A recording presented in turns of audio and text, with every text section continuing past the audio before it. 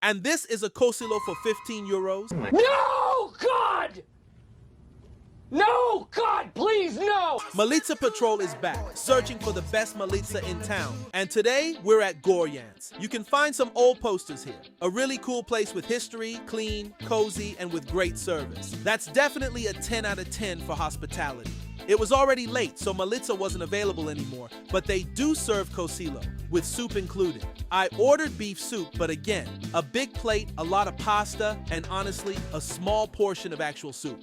Not my thing. My rating, 7. The main dish was mashed potatoes with chicken thigh and vegetables. The potatoes and veggies were simple and fine, hard to mess that up, but the sauce was extremely salty, and that's when Coca-Cola came to the rescue. And yes, I'm waiting for your call.